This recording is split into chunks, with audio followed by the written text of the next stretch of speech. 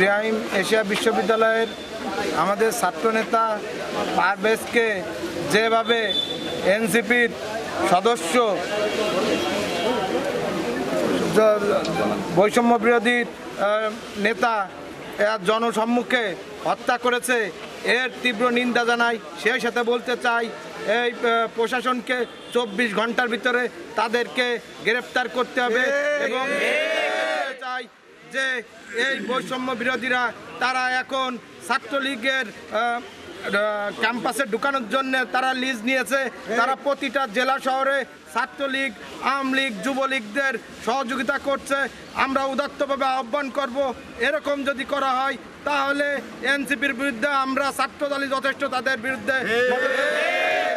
সেই সাথে বলতে চাই আমাদের ভাই পারভেজকে যারা হত্যা করেছে তাদের দ্রুত বিচার করতে হবে।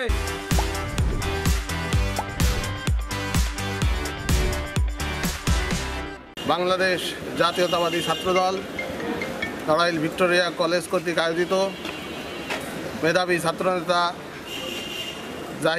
জাহিদুল ইসলাম পারভেজকে হত্যার প্রতিবাদে আজকের এই মানব সংগ্রামী সাথী ও বন্ধুরা, আপনারা ইতিমধ্যে শুনেছেন আমাদের বেসরকারি বিশ্ববিদ্যালয়ের একজন ছাত্রনেতা যাকে নির্মমভাবে হত্যা করা হয়েছে। তার দোষ ছিল খুবই নগণ্য, বান্ধবীদের দেখে হেসেছে। একটা হাসির বদলে মৃত্যুবরণ করতে হবে, এই নজির বাংলাদেশে মনে হয় আর নাই। এমন বাংলাদেশ আমরা চাই না।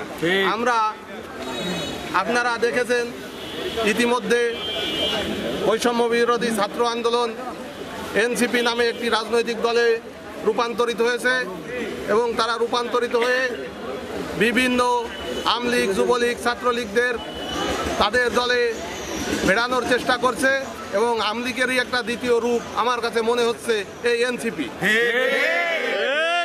এবং এই ছাত্রলীগ যেভাবে ইতিপূর্বে বিভিন্ন ক্যাম্পাস দখল করে রেখেছিল সন্ত্রাসীর কার্যক্রমের মাধ্যমে, এই এনসিপিও তাদের কার্যক্রম সেইভাবে প্রতিফলিত করছে। আমরা এর তীব্র নিন্দা জানাচ্ছি।